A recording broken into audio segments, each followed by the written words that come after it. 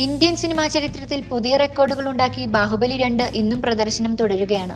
സിനിമയ്ക്കൊപ്പം തന്നെ അതിൽ അഭിനയിച്ചവർക്കും വൻ സ്വീകാര്യതയാണ് ലഭിച്ചത്. എന്നാൽ ബാഹുബലിയിൽ അഭിനയിക്കാൻ അവസരം ലഭിച്ചിട്ടും റോളുകൾ നിരസിച്ച നടീനടന്മാരുമുണ്ട്. അതാരൊക്കെയാണെന്ന് നോക്കാം. ശ്രീദേവി. രമ്യ കൃഷ്ണൻ അവതരിപ്പിച്ച ശിവഗാമിയുടെ റോളിലേക്ക് ആദ്യം പരിഗണിച്ചത് ശ്രീദേവിയെയാണ് എന്നാണ് റിപ്പോർട്ടുകൾ. എന്നാൽ ശ്രീദേവിയുടെ ചില ഡിമാൻഡുകൾ കാരണം ആ റോൾ രമ്യ കൃഷ്ണന് കിട്ടുകയായിരുന്നു. ഹൃത്തിക് റോഷൻ. സംവിധായകൻ രാജമൗലി ആദ്യം തീരുമാനിച്ചത് ബാഹുബലി ഹിന്ദിയിൽ ചിത്രീകരിക്കാനായിരുന്നത്രേ.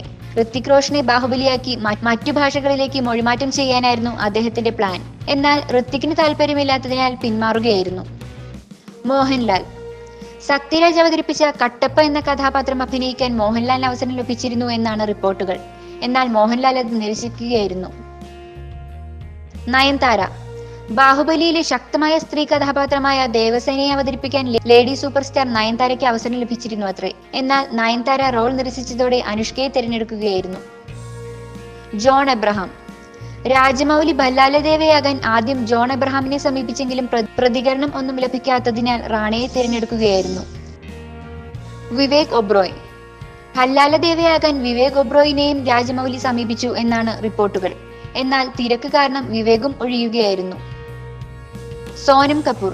തമന്ന അവതരിപ്പിച്ച അവന്തിക എന്ന റോളിലേക്ക് സോനം കപൂറിനെ തിരഞ്ഞെടുത്തുവെങ്കിലും 2 വർഷം സിനിമയ്ക്ക് വേണ്ടി നൽകണമെന്ന് പറഞ്ഞതിനാൽ സോനവും റോൾ നിരസിക്കുകയായിരുന്നു അത്രേ. You're watching me on metromatney.com. metromatney.com. Subscribe for more videos. Subscribe for more videos. Subscribe here for more videos. Subscribe now. Thank you.